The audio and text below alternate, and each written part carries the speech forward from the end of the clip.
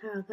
တောရင်းရှိတိရစ္ဆာန်များသည်သူတို့၏ဘယင်အဖြစ်တဦးဦးကိုတင်မြှောက်ရန်စည်းဝေးတိုင်ပင်ကြလေသည်မည်သူကိုတင်မြှောက်ရမည်ကိုအကြံပြုဆွေးနွေးညှိနှိုင်းကြလေသည်နောက်ဆုံးတိရစ္ဆာန်များအားလုံးတွင်မြောက်သည်အလွန်အကကောင်းသည်ဖြစ်၍အားလုံးကမြောက်အားဘယင်အဖြစ်ရွေးချယ်တင်မြှောက်လိုက်ကြလေသည်မြောက်သည်သူ့အားဘယင်တင်မြှောက်၍စိတ်ကြီးဝင်ကဘဝင်လေခိုက်သွားလေတော့သည်အမှန်တော့ငါဟာ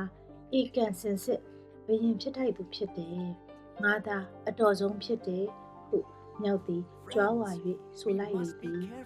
မြောက်၏ကြွားဝါမှုကိုကြားသောမြေခွေးသည်အလွန်ဒေါသထွက်သွားလေသည်ဒီမြောက်ဆုပ်တော့တနေ့သိမယ်ဟုစိတ်ထဲမှကြုံဝါထားလေသည်တနေ့တွင်မြေခွေးသည်တနေရာ၌အသားချိတ်ထားသောထောင်ချောက်တစ်ခုကိုတွေ့လေသည်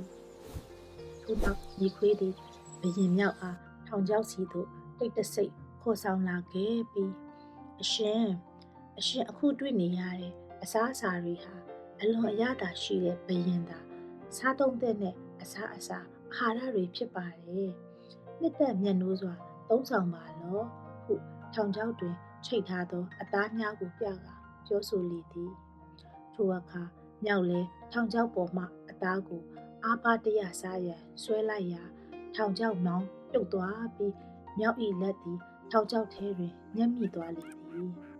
မြောက်သည်နာကျင်လွန်၍ဒေါသကြီးစွာဖြင့်ရုန်းကန်လေသည်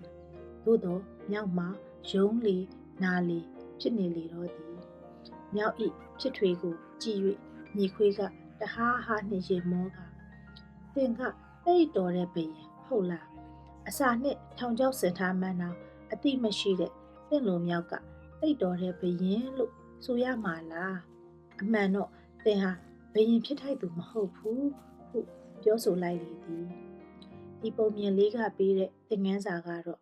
မိမိကိုသူတစ်ပါးကတန်မိုးထားလျင်မိမိကိုယ်ကိုတန်မိုးရှိအောင်ပြုမှုနေထိုင်ရမည်ဖြစ်ပါသည်